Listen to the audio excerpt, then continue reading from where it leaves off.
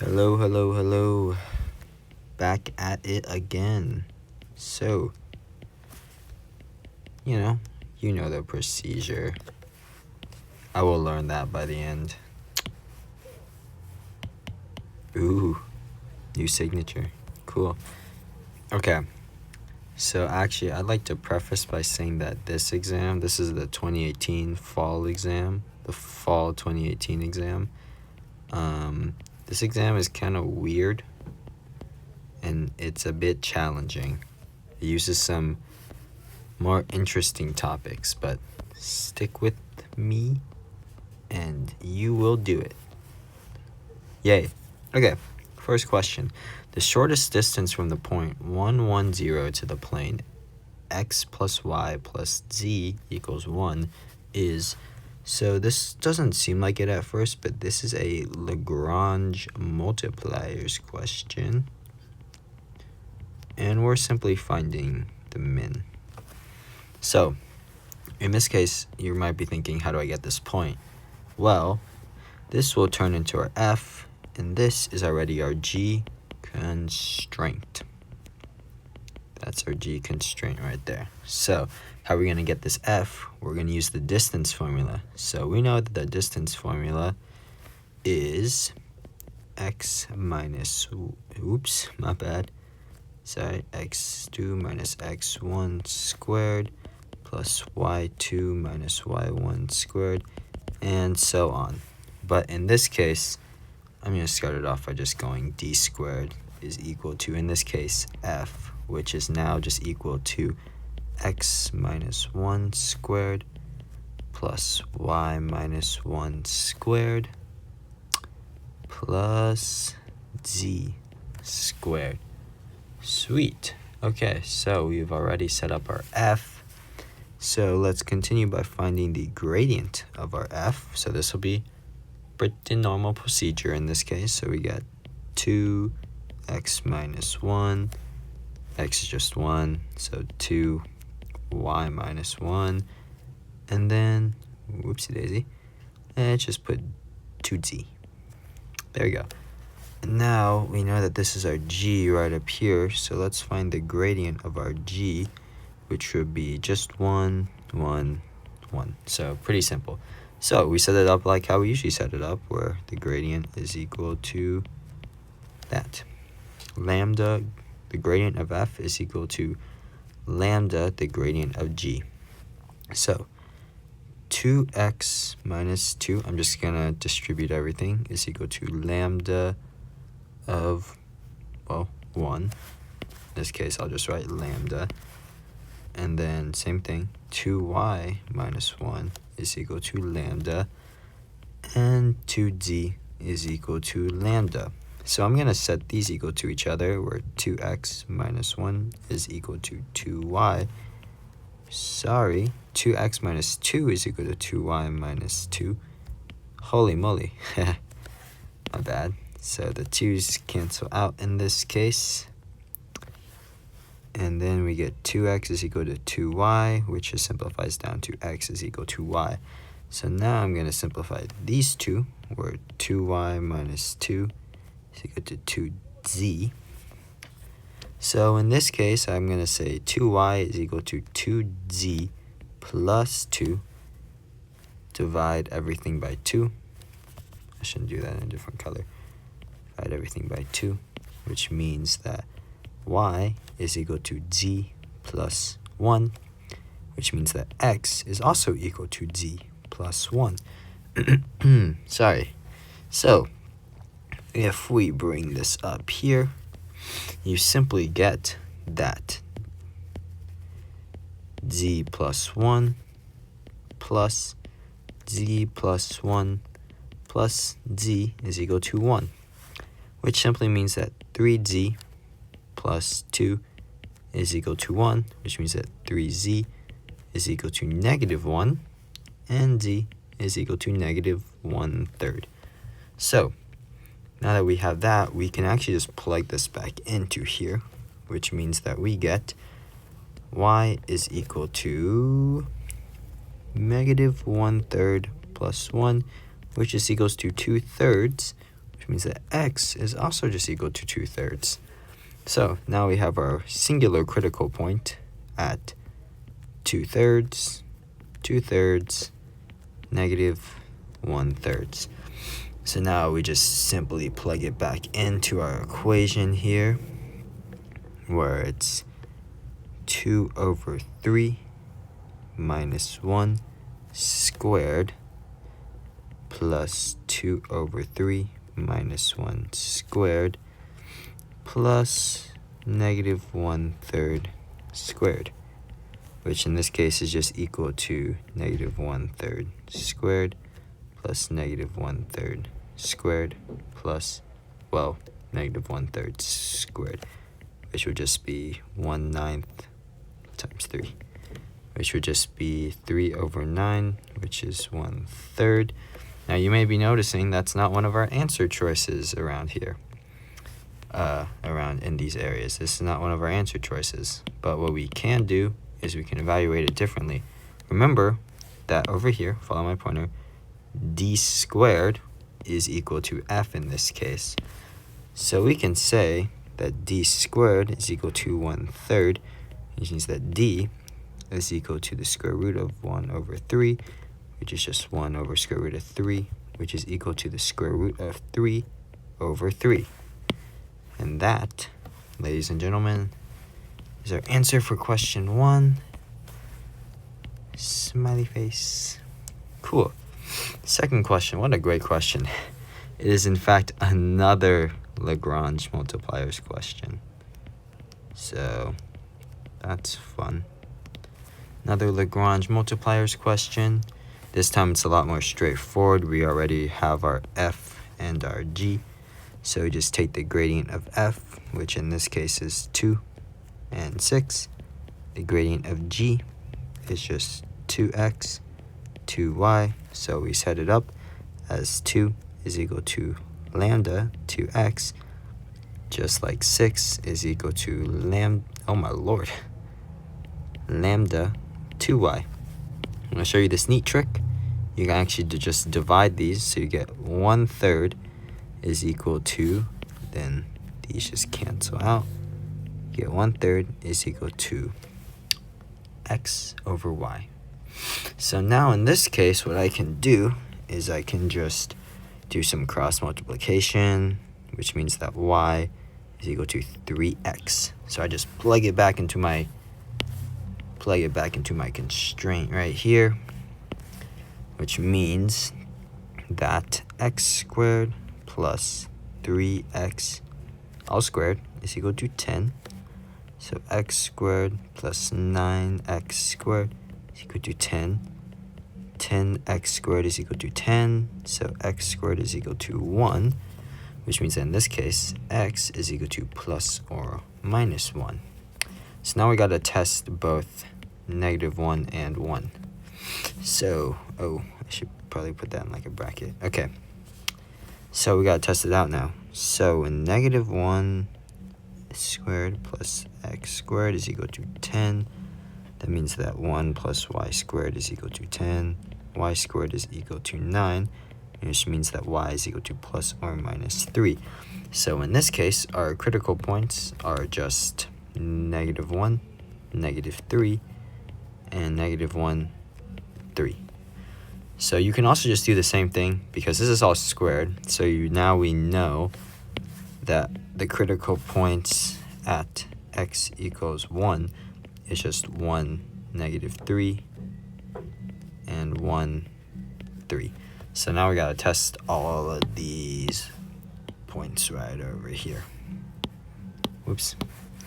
Okay. So if we test all these points over here, remember our f of x, y is equal to 2x plus 6y. So f of -1, -3 is just equal to -2 minus 18, which is -20.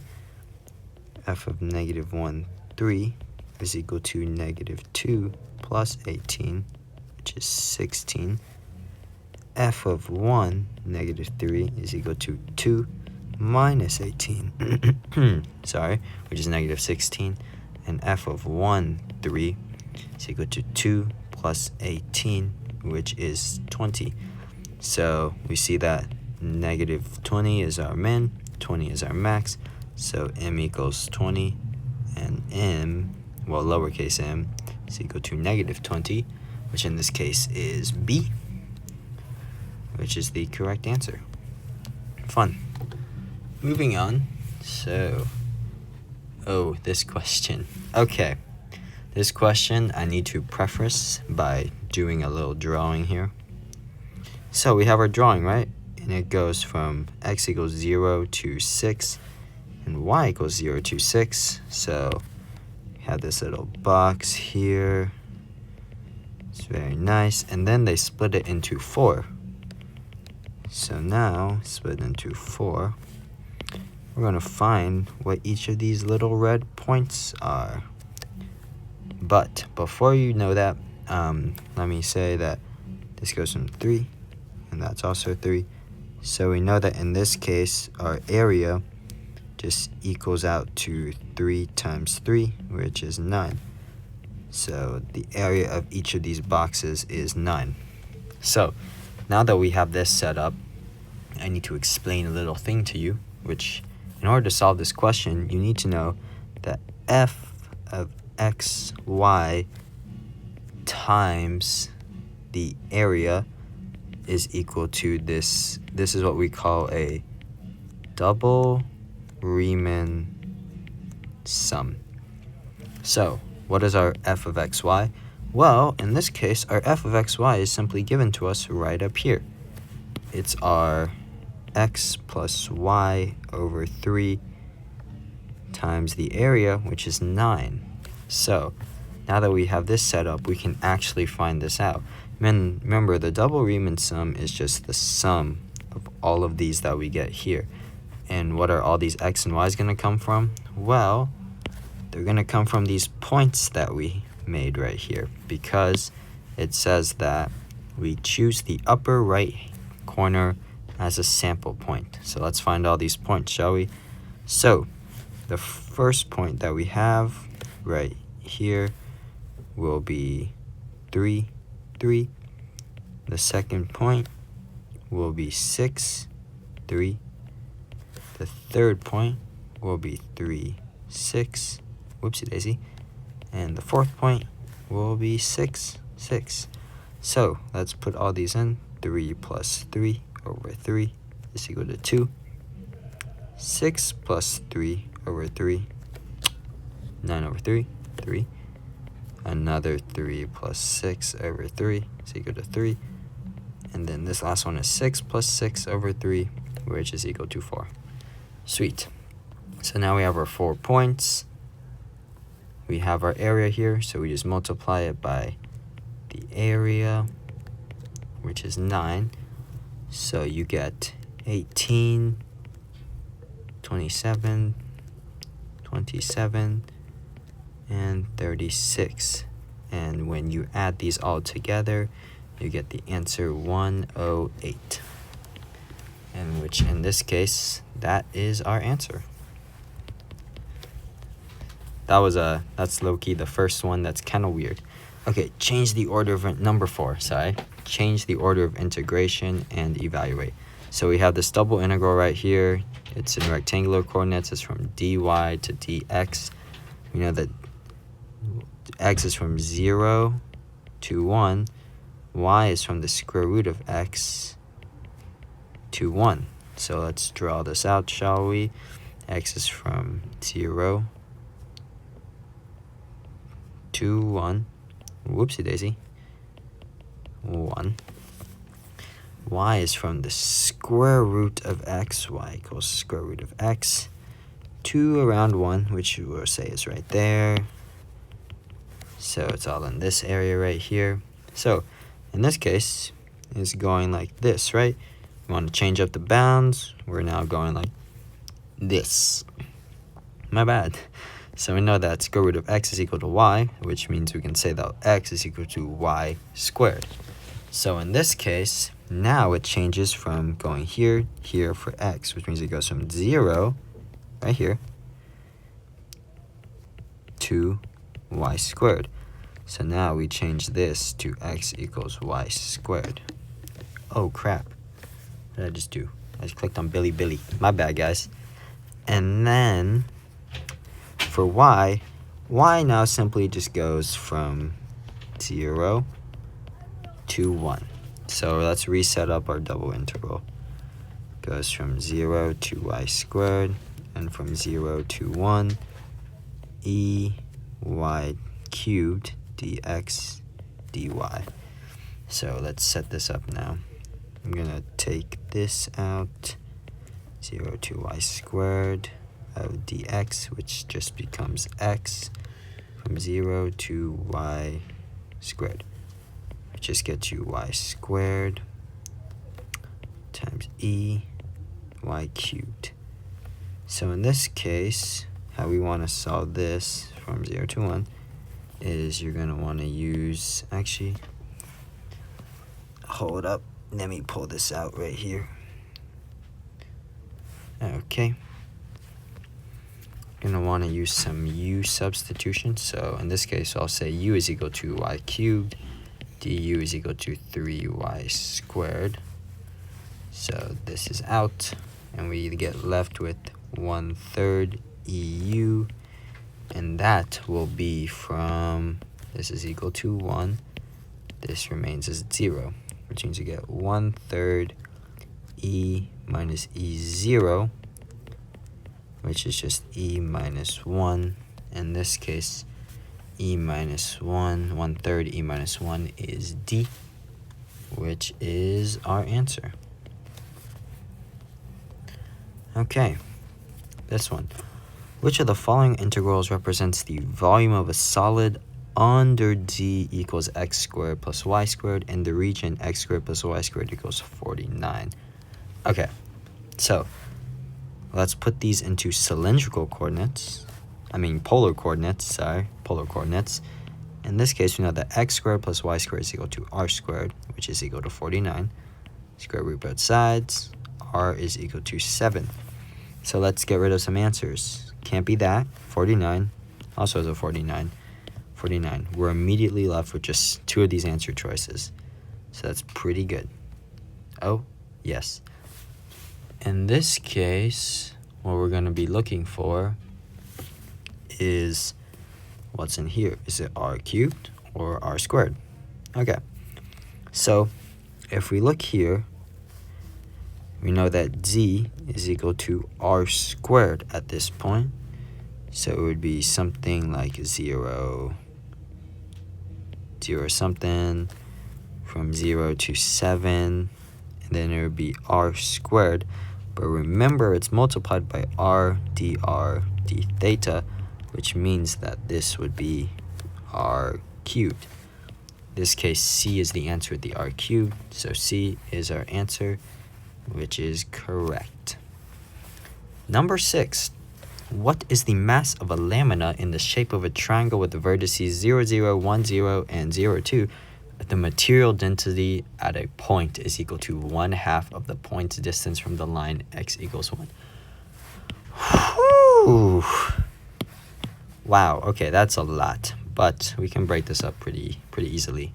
So let's just begin by drawing out our thing first, right? We got a point at 0, 0. We got a point at 1, 0.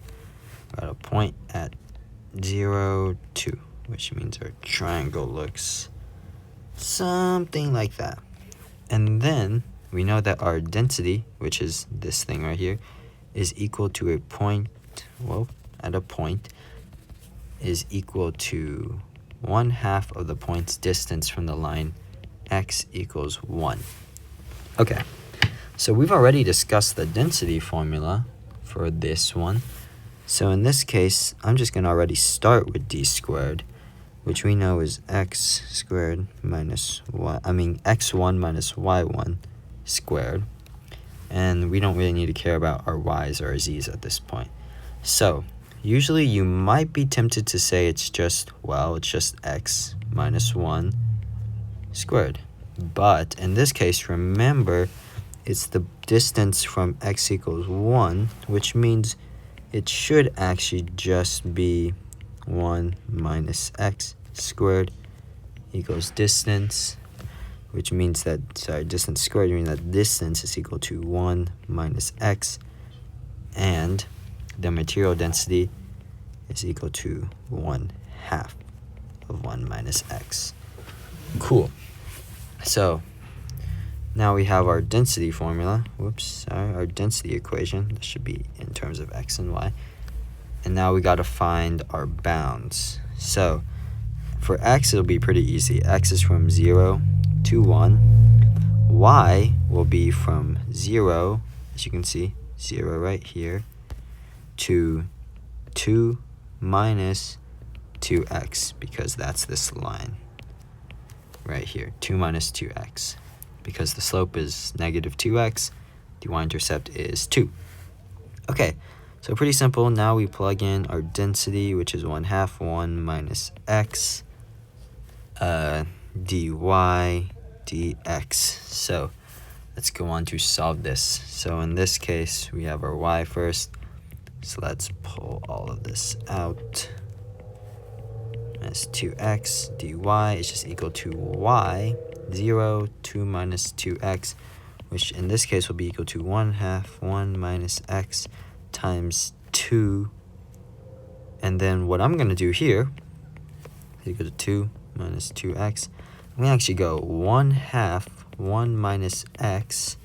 Sorry, my bad. 1/2 1 minus x. Let's move this back a little bit further. And then I'm going to take it out, multiplied by 2, 1 minus x. So these two end up canceling each other out to make 1. Instead, you'll just get 1 minus x squared. Okay, so you now have 1 minus x squared. Let's bring this back over here.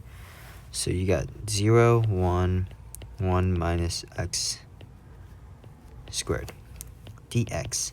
So I'm going to set u equal to 1 minus x, du equals to negative 1. Let's get negative u squared. And the bounds here will be from will be from 1 to 1, which is 0. And then 1 minus 0, which is 1. So you go from 1 to 0, u 1, 0, oh my lord, my bad. We're going to be going from 1 to 0 of negative u squared dx, which you could just later interpret as, by flipping, you get from 0 to 1 of u squared instead of negative u squared. So now we just do our normal thing, u cubed over 3 from 0 to 1, which simply gets you the answer 1/3. And 1/3 is our answer A. Okay, number 7. Rewrite the iterated integral from dz, dy, dx by changing the order of integration with respect to x, then z, then y. So it will now be dx, dz, dy. So I'm going to actually attempt to draw this. It will not look good, but what does look good? So in this case, x will be from 0 to 1.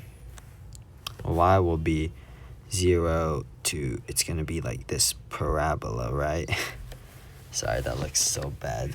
Let me extend that out. It's going to be this parabola shape. And then z will be this line of y. So it's not going to look too great. It's going to look pretty shabby, but it generally looks somewhat of that shape, and I might be doing that wrong. But what's important here is understanding how to change your things. So we know 0, x runs from 0 to 1, y runs from 0 to x squared, and z runs from 0 to y. Now in this case, what you might notice is that you don't actually need to change your z. It just stays as 0x, from 0 to y. So in this case, you can take out this one, we can take out d and e. But you do need to change your x and your y. So now that y is equal to x squared, which means that in this case, x is just equal to y square root. So let's look at our bounds here, right? in our original thing, y went from 0, I'm going to use red, 0 to x squared. But in our new one, x is actually just going to go from y square root to 1. So a new order of integration for x will be from 0, not 0, whoopsie daisy, will be from square root of y to 1. So does that change anything for us? It won't be this one, it won't be this one, which means in this case it can only be a, which is our answer again. Sweet. Okay, that's a tough one. If you know how to draw out that, then that'll be very helpful. Okay, number 8. Evaluate the triple integral 2z dv, where v, the volume, is bounded by z equals 2 minus x squared minus y squared, and z equals 1. So I'm going to evaluate this as z equals 2 minus r squared. I'm going to set that equal to this. So 2 minus r squared is equal to 1, which means that negative r squared is equal to negative 1. So r squared is equal to 1, and r is just equal to 1. Okay. Whew. Wow. Well, what a little work. Okay. And now we're just going to set up these bounds. So in this case, we have r is running from 0 to 1. Z is running from 1 to 2 minus r squared. And our theta will be running from 0 to 2 pi. You might be wondering why. Well, if you look here, whenever z is equal to, like, for example, 1, it's just a circle. So from 0 to 2 pi. 2z, r, don't forget that, dz, dr, d theta. Okay. Whew, let's integrate. Okay, so we integrate, we get z squared from 1 to 2 minus r squared. So you get 2 minus r squared minus 1, which evaluates out to 4 minus 4r squared plus r to the 4th minus 1. This is all multiplied by r, which gets you 4r minus 4r cubed plus r to the power of 5 minus r, which evaluates out to 3r minus 4r cubed plus r to the 5th. Whew, that's a lot. Okay, but we're not done yet. We're on to like step 2. So now we evaluate this from 0 to 1. 3r minus 4r cubed plus r to the 5th dr, which I'm going to take this away, which gets us 3 over 2 r squared minus r to the 4th, because it's just divided by 4, plus r to the 6th over 6 from 1 to 0, which ends up getting 3/2 minus 1 plus 1/6. If you evaluate that, you just get 4 over 6, which is the same as 2 over 3. Okay, so we have, oh, whoopsie daisy.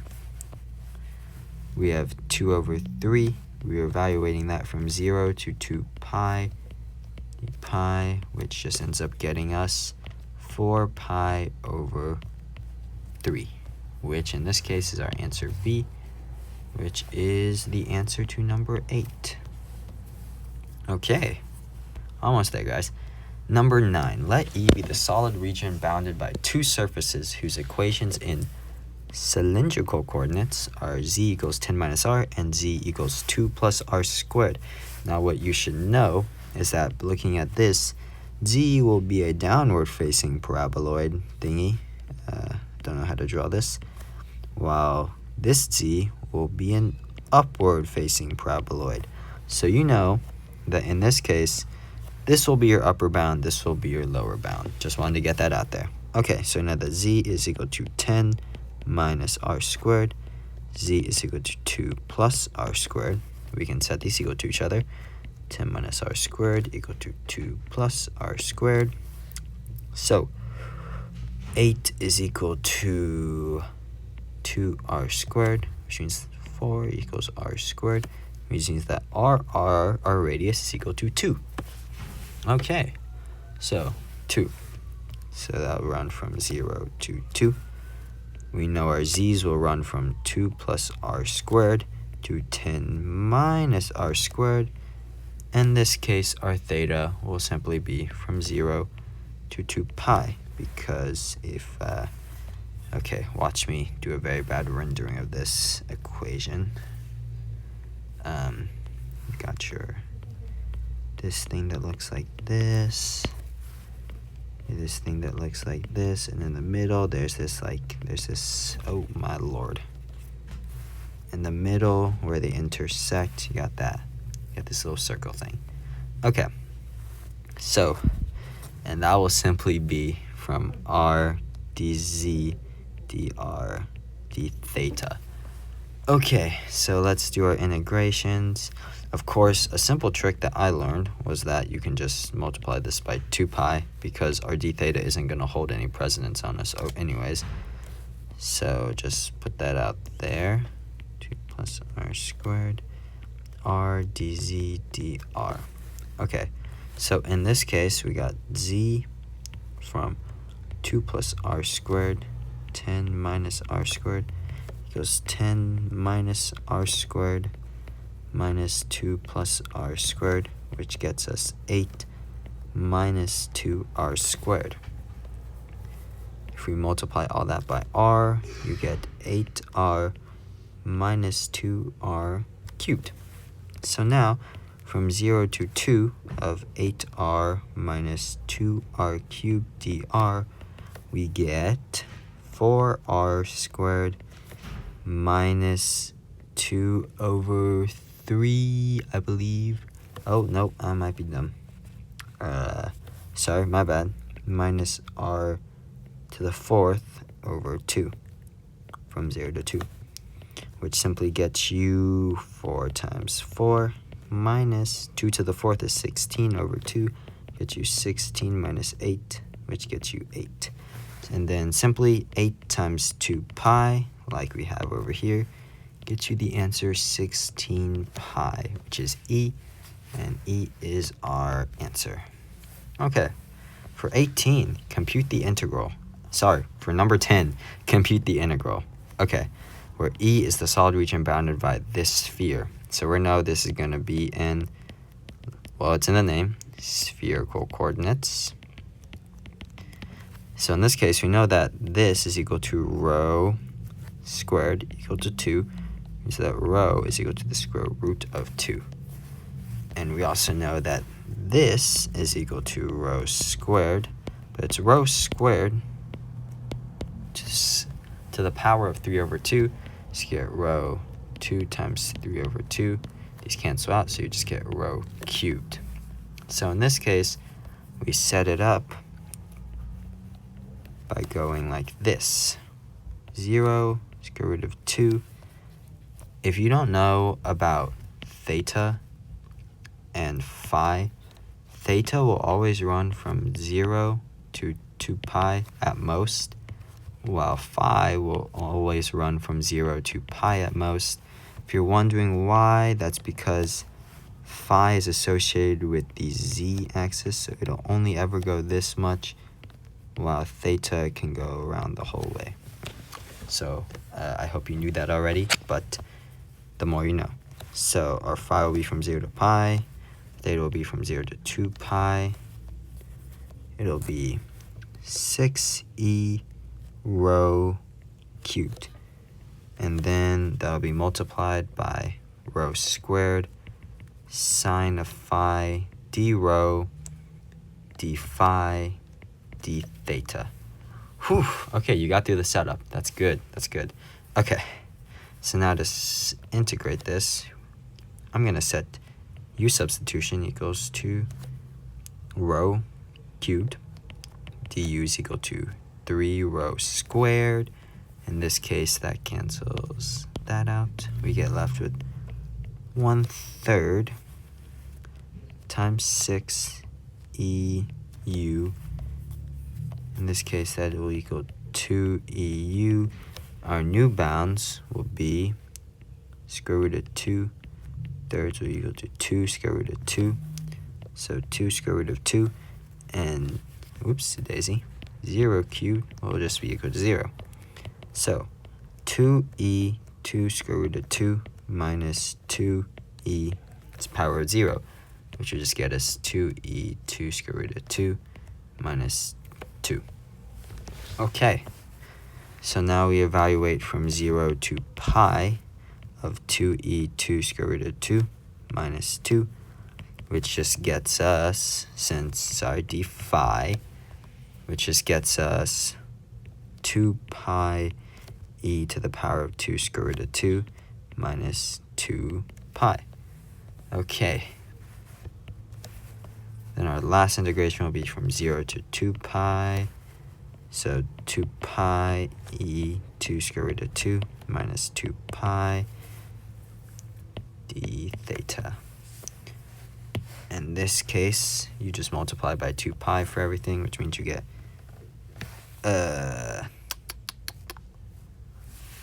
hold on a second. It appears I might have gone something a bit. Oh, I forgot something. My bad, guys. My bad. I forgot. This is not just the end, because we forgot that the sine phi is still here. Okay, so what I'm going to do now is I'm just going to take all this out right here and just evaluate the sine phi from 0 to pi, which is equals to negative cosine phi from 0 to pi, which would be negative cosine of phi is negative 1 minus negative cosine of 0 is just 1. So you get 1 plus 1, which is 2, and then 2 times this will just get you 4e 2 square root of 2 minus 4. Okay, so now we evaluate from 0 to 2 pi of 4e 2 square root of 2 minus 4 d theta, which simply gets you 8 pi e to the power of 2 square root of 2 minus 8 pi. If we take the 8 pi out, you just get e to the power of 2 square root of 2 minus 1. In this case, that is our answer D, which is the correct answer. My bad, guys. I almost messed all of us up right there. Okay. Do not let this question deceive you. Do not let this question deceive you. It looks evil. It's actually pretty tame. So, we know that f of xyz is equal to x squared plus xy plus z to the 4th minus z, and we're letting these points of ABC be the point where the gradient of f of ABC is equal to 3, 5, and negative 5, which means that this gradient, remember, this gradient is also just equal to this gradient. So let's just take the gradient. In this case, the gradient of f will be 2x plus y x, and for the z's it will be 4z cubed minus 1. So now all we do is set this gradient equal to this gradient. So when 2x plus y is equal to 3, x is equal to 5, and y, sorry, not y, 4z cubed minus 1 is equal to negative 5. So we already know that in this case, let me write out this box here. X is equal to 5. Cool. So we can plug that into this, which means that 2 times 5 plus y equal to 3, which means that 10 plus y is equal to 3, which means that y is equal to negative 7. And for z, we just solved that ourselves.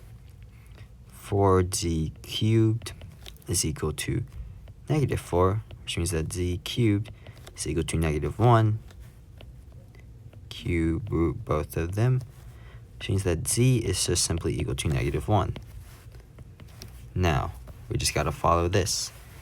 A plus b minus c. In this case, x is our A, y is our B, z is our C.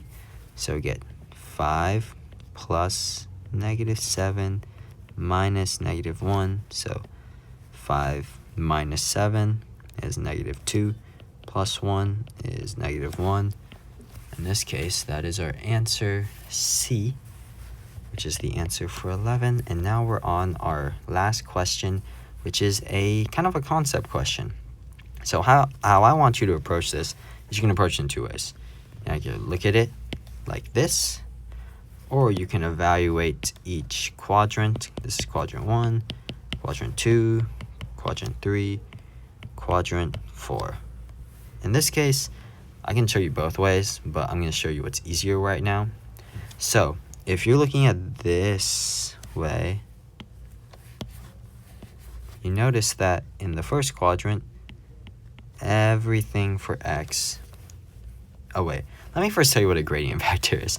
Okay, so you have all these vectors, right? The gradient vector will just be the gradient of the vector. So you get EY, then x EY, for example. That would be a gradient vector. In this case, what you're looking for is that in the first quadrant, let me just take this all the way. In the first quadrant, right here, as you can see, all the x vector points should be negative, while all the y vector points should be positive. So x is negative, y is positive. While in this case, x is negative, y is also negative. And this one, if you see where they're pointing, x is positive, while y is negative. In this case, x is positive, while y is positive. So, in this case, the only vector that actually fits that, the only gradient vector, would be e, because the gradient vector of e is -2x, 2y. If you plug in any of these points, they will fit these criteria for the vector components. If I plug in a point from, let's say, quadrant 1, the thing that'll come out will be a -x and a positive y. If I plug it into quadrant 3, it will be a positive x and a negative y. So that is why E is the correct answer. And that is the finished, yeah. So 2018 was a bit harder. It's a bit challenging, really makes you think about some past algebra things, but you got through it. I'm very proud of that. So, happy. I hope you learned something and have a great day.